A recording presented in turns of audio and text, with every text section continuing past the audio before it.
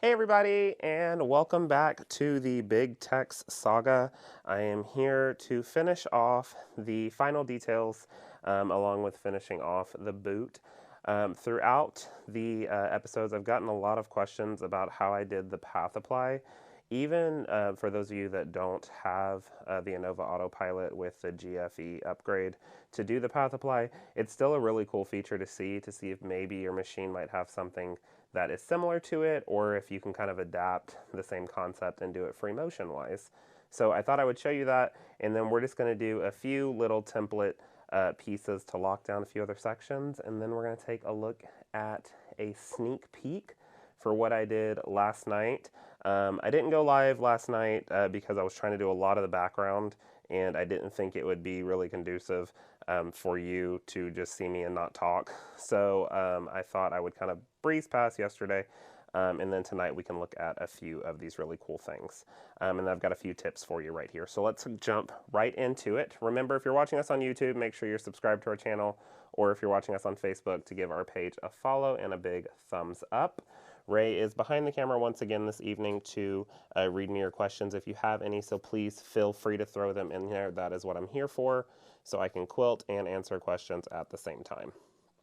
So what I'm going to do first for my path apply, my little blanket stitch down the boot, is I am going to begin putting what we call push pins on my machine, and I'm going to drop them down the line of this right on the edge, almost on the outside of it, just because I want that travel line to be on the edge, but I want the blanket stitch to hop over and hit the fabric perfectly.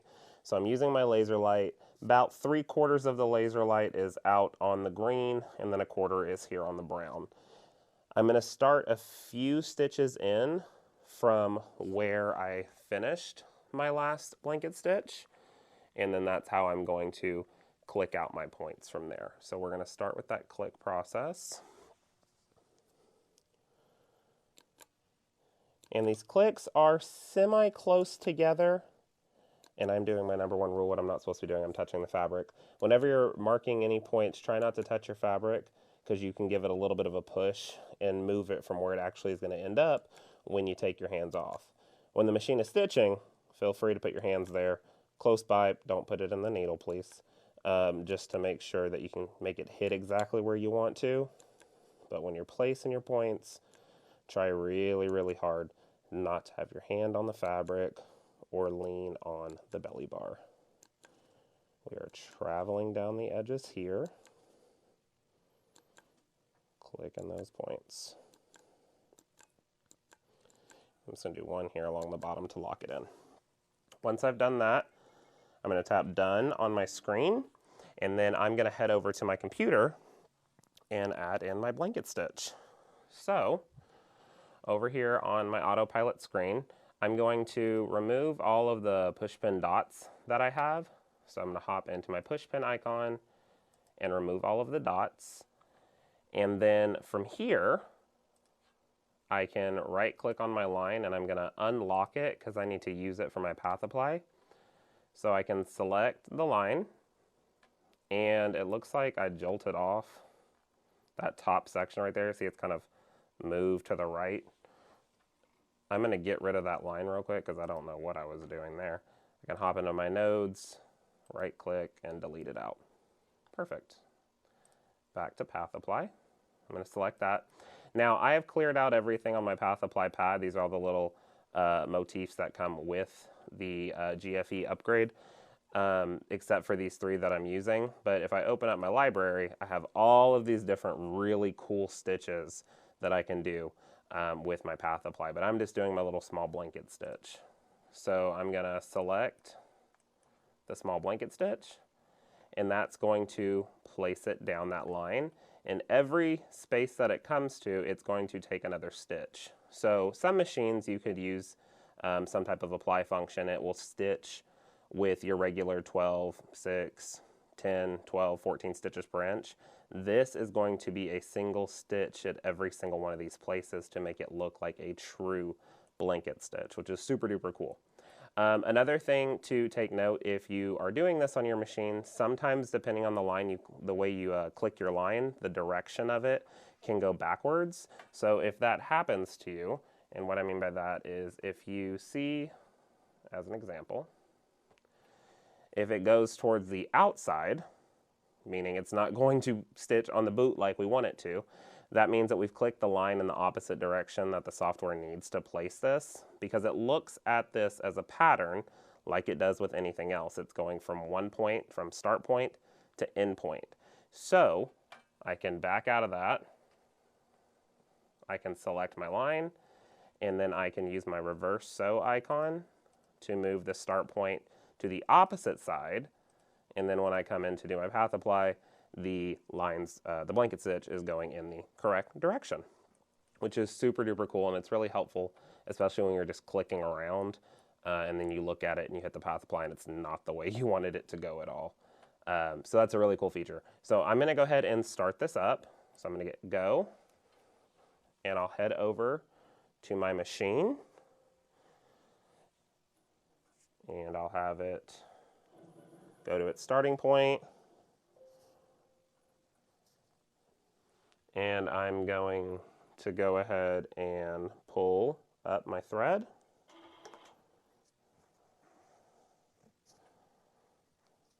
Now with my path apply, I have to do a manual tie off by pressing my tie button, which is no big deal, just a step to remember. And then I can tap the continue button. And then it's a slow and steady process because it's doing an individual stitch, but that's okay. Now this is here where I'll have my hands near it just to make sure it's going exactly where I want it to.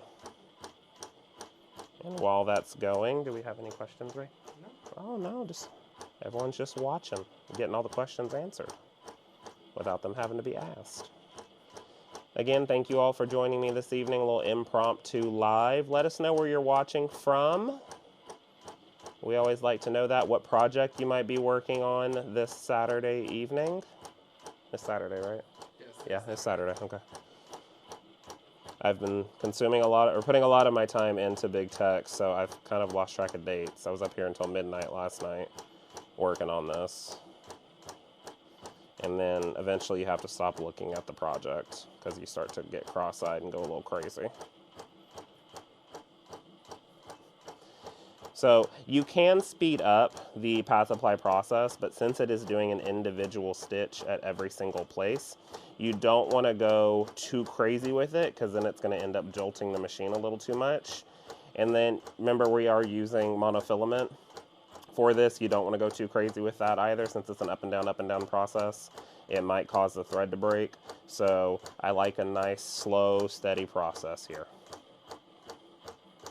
as it's going through this, which is really, really fun.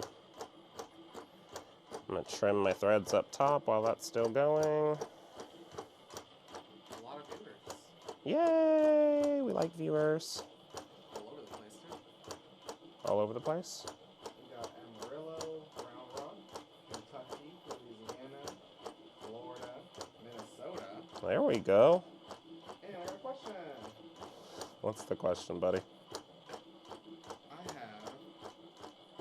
Are those path apply patterns come with the GFE, or did you add them, or did they come with new upgrade?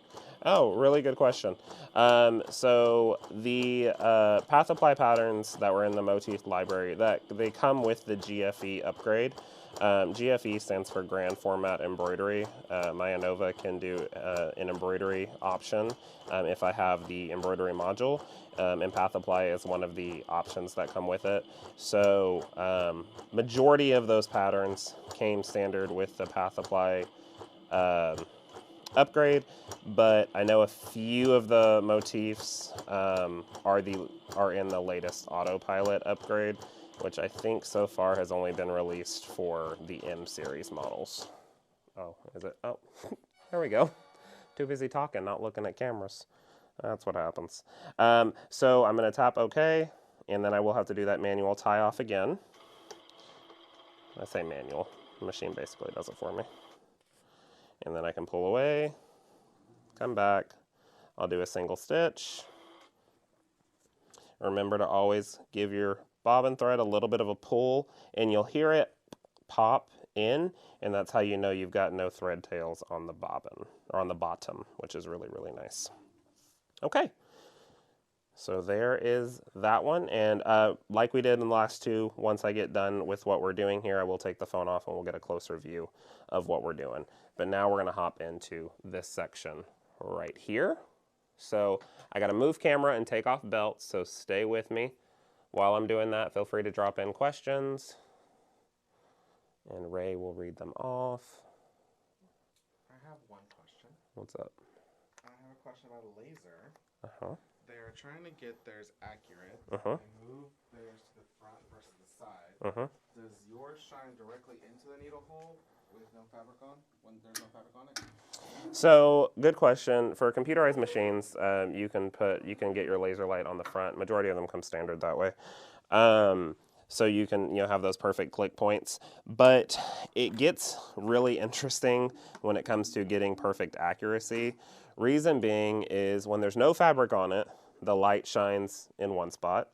When there's top, back, and a thin layer of batting, the light shines in one spot. When there's multiple layers of batting like I'm doing, the light shines in one spot. So you have to adjust it depending on the thickness of the quilt, of the batting, anything that you're working on, because the laser light does, if I'm not mistaken, it's called refraction, light refraction. If I'm wrong, someone can correct me, that's fine. But it's gonna kind of move a little bit depending on the thickness of what you're going over. So when I first started this quilt, I always put on whatever thickness I'm going to do.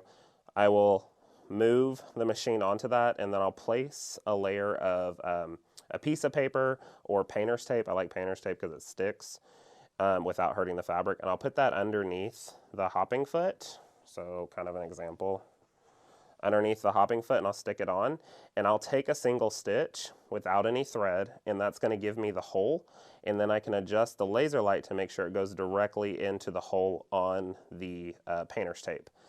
My next quilt, the next one that I'm doing after this, it's just a normal quilt with 80/20. It's not going to be as thick, so I will redo this and then readjust my laser.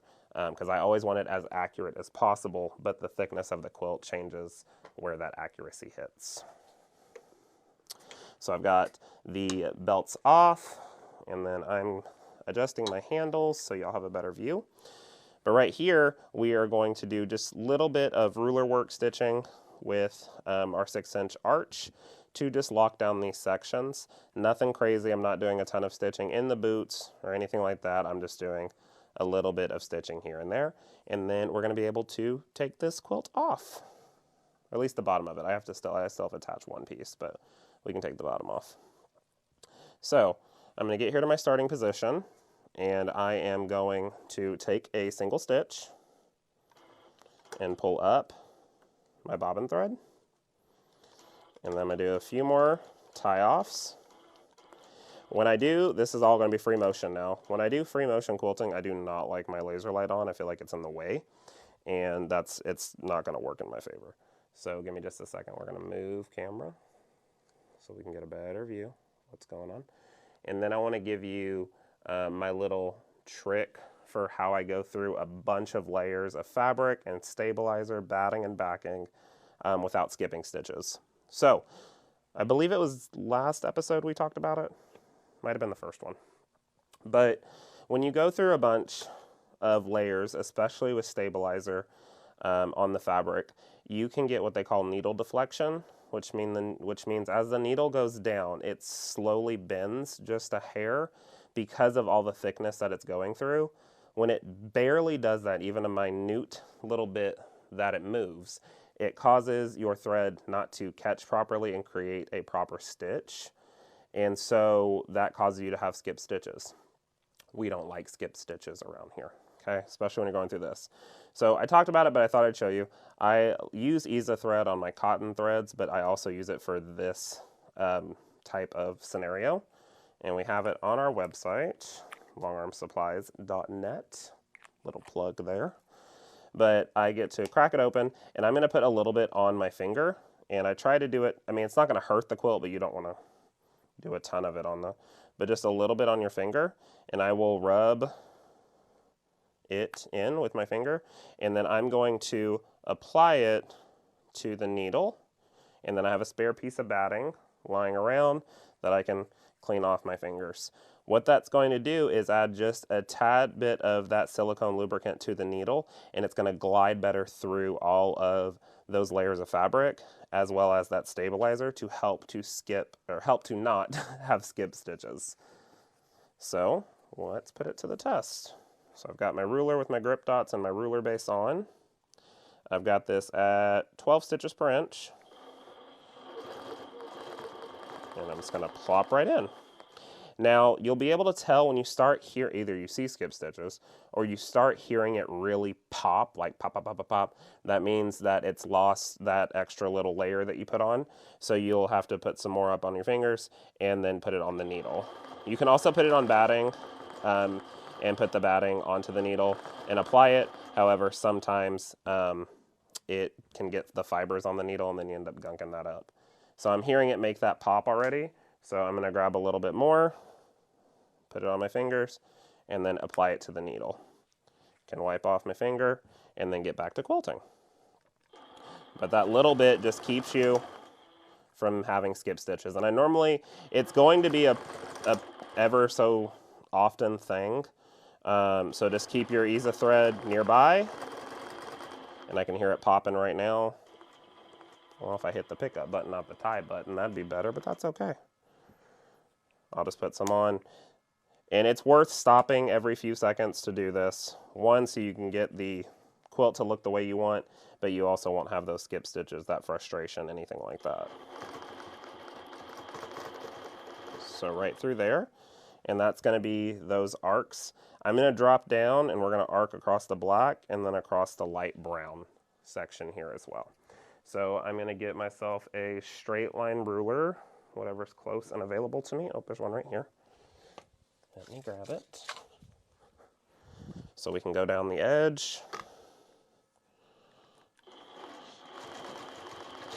And the monofilament that I'm using is the same one that I've been using the whole time, the Monopoly by Superior. This is 100 weight, super thin. All right. Let's place this on here. And now you'll notice I kind of rotate the ruler as I go to get the exact angle that I want. But I had someone reach out to me, I want to say it was, oh, I hear it popping, on Instagram about how do you know when you have like the perfect 1/4 inch for when you're doing it. And it's really all a lot of practice, honestly, but I don't have an exact scenario for this is how you're going to get the perfect one. I just love to move with the machine and with the quilt because all the quilts change. No quilt is piece perfect. So if you're trying to maintain a perfect, arch because you think the arch on the quilt is perfect, I guarantee you it's not.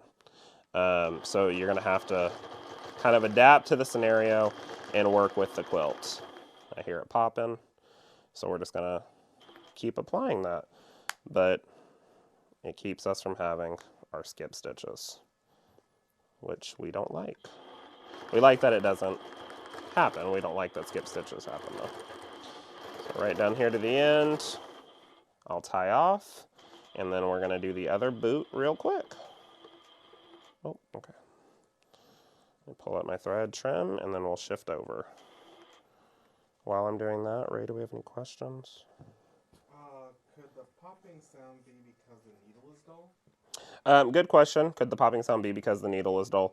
Possibility. I did put in a new needle this morning. I want to say this morning. And I haven't really done a ton of quilting. I've done this background stuff, but not a ton of quilting. So I don't think that the needle is dull, but it is a possibility. Good question. Do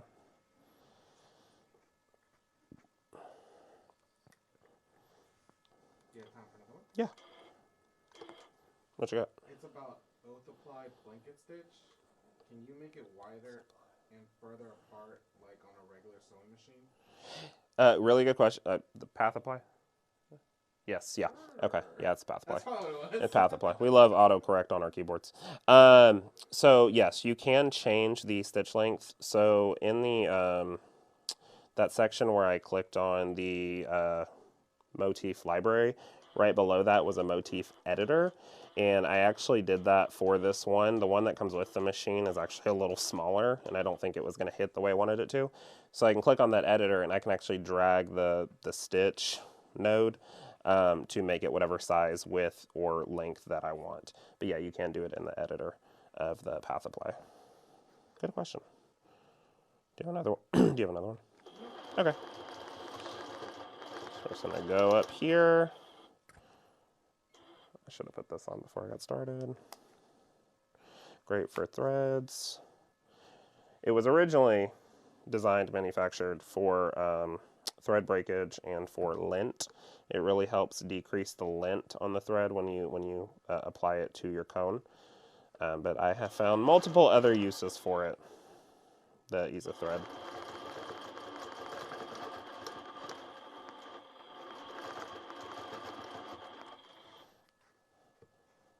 Oh, there we go.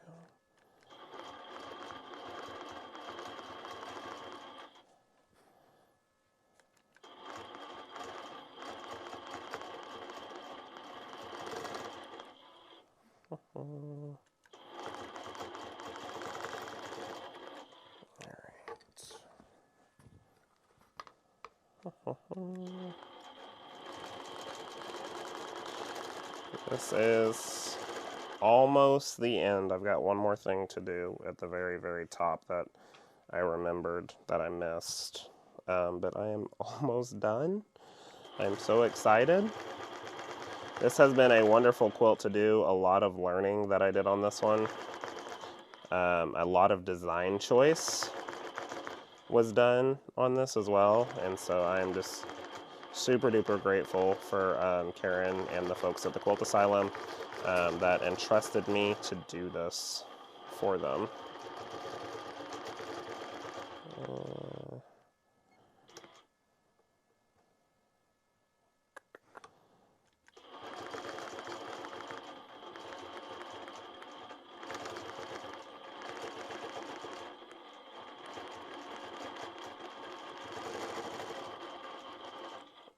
Okay, let's tie it off. And then I'm going to pull off the red snappers real quick so I can roll it back temporarily so you can see what I did last night. A couple of people had questions Thursday night about the background fill and where I did it and where else I was going to do it, so I thought I would kind of show you how that turned out. So I'm going to move the machine away the camera away temporarily so I can take off the red snappers. For those of you that have never seen red snappers in action, this is how fast it is to take off a quilt. As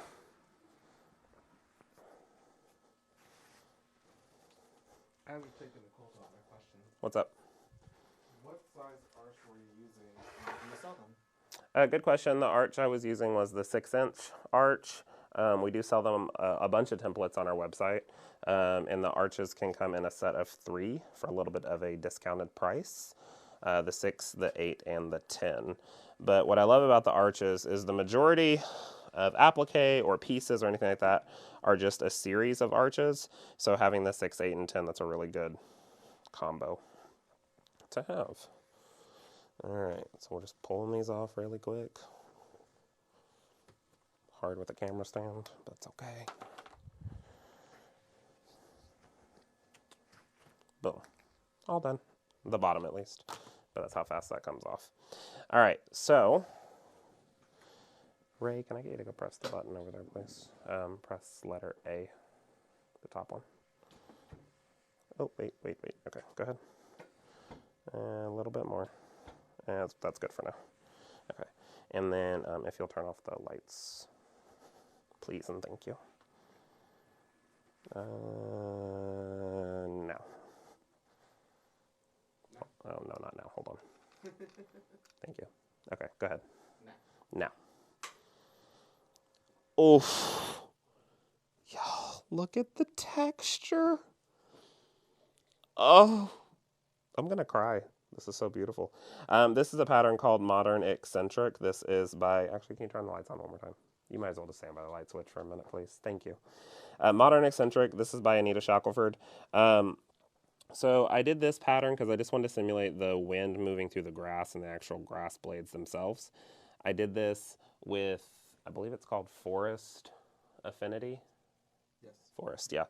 Affinity, just like I did the background with Affinity as well. But the stitch looks beautiful. It blends in really well. But then the texture of this pattern, it's just breathtaking. But again, Modern Eccentric by Anita Shackelford. And then this is, you've got that little stitch in the ditch that we did here. Our blanket stitch down the edge. It just is so pretty.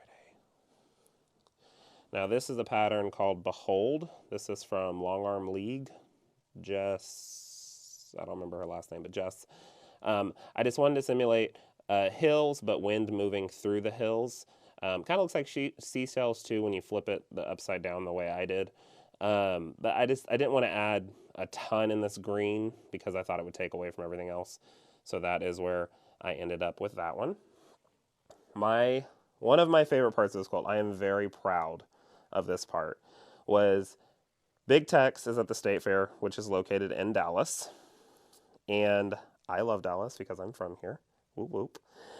I digitized the Dallas skyline to go in the background with the look at it. I'm very proud of myself. I am very proud of myself. This looks so good. So then you've got Reunion Tower, a bunch of other buildings, but we all know Reunion Tower. I don't know the other buildings down in Dallas, but I know that one. But then you have the wind that quilted in the background behind it. That is the crosshatch that I did for that to kind of help with the one that's going to be on the quilt that's going to actually be attached to it. I found an old Sofine 30. It's a long time ago when they made that. But it's a 30 weight, so it's super duper thick. And I did 6 stitches per inch to make it look like it was hand quilted. I know it's not exactly hand quilted, but it was the look that I was going for based on the quilt that will be attached to its age. So I really, really liked that idea. I'm going to have, I don't know if I could, Ray, can you push the machine into there? Under? Yeah. Ooh, ooh. Pushing buttons. Hold on, sorry y'all, I'm getting you, probably gonna make you seasick for a second. There we go. Actually, just keep going. Right there's good. And then press the A, please, on the button. Thank you. A couple more. Okay, one more. Thank you. All right, so this is the background behind the Ferris wheel. This one turned out super cool as well. I had a bunch of people ask, am I going to go behind the letters? Of course I'm going to go behind the letters, folks, because I like to do everything complicated. No question there.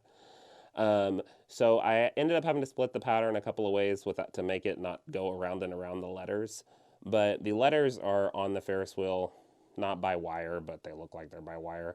So I had to make it look like the wind was still going through the letters, just to keep realism with it, which is super duper nice. I didn't end up doing any embroidery in the baskets. I thought it would push them down too much, so I kind of strayed away from that. But this is looking so, so good. So this right here, let's talk about it. So I didn't do any stitching in the jeans. I wasn't going to. That was never my intention to. I will go back and do stitching. I'm going to do an arch of stitching right here to make it look like the pocket. Since there's so much poof, it'll look like a back to have pockets. I'll do it here and then right there. And then for the zipper, I'll do that as well. I'm not doing any other stitching. Once this gets off and the batting and it breathes, I might use a steamer too to help this pop out. I'm not worried about the wrinkles at all. They will poof out naturally. But I will stitch this down a little bit just to have a little bit of stitching in those areas. But it looks so good. Okay, this is all you get to see from the bottom. And then we will have a grand reveal. We'll let you know when that reveal is. We don't have a date just yet. I'm thinking maybe Thursday. We'll do the grand reveal. I might have Karen come down here with us and do it. So that's where he is.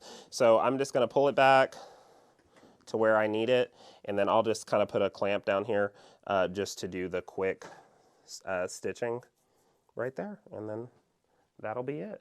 So I think we're all set. Thank you all so much for joining me throughout this whole process with Big Tex. It has been a blast. I love custom quilting and I love pushing myself, and I love doing it on live so you can watch as well. Before I go, Ray, do you have any other final questions? No. Okay. Just a lot of compliments. Yay. You're very proud of yourself. Thank you. I'm very proud of myself and proud of him. Golly, this thing is going to be heavy. Oh, I did have a question real quick. I had questions on batting the last couple of times, and now that it's off, I can show you. What's the best way to do this? Let's get a zoom here. Here we go. So I did 2 layers, but you can see how poofy that wool gets when it's at its full potential. But that's wool on top, and then this is Linda's Choice on the bottom. So it's going to be that 100% cotton with that scrim, which is going to make it the weight that it is, and then the wool is going to give it that. Did we not pay the electric bill? Oh, there go the lights. Not mom's at home toggling the power on and off on us. So that wool is going to give it that poof, and then allow it not to have that memory for creases when it's being taken down, taken up, taken down, taken up. So yeah. That is the saga. Again, thank you all so much for joining us. Again, if you're following us on YouTube, make sure you're subscribed to our channel. And if you're following us on Facebook, make sure you follow and like the page so you can stay up to date with everything going on at LEQ. Hop over to our website, longarmsupplies.net. Take a look at those templates, the ease of thread. Depending on when you're watching this, we have some amazing specials going on our website right now. So I would definitely hop over there, and I will see you all next time here at Linda's.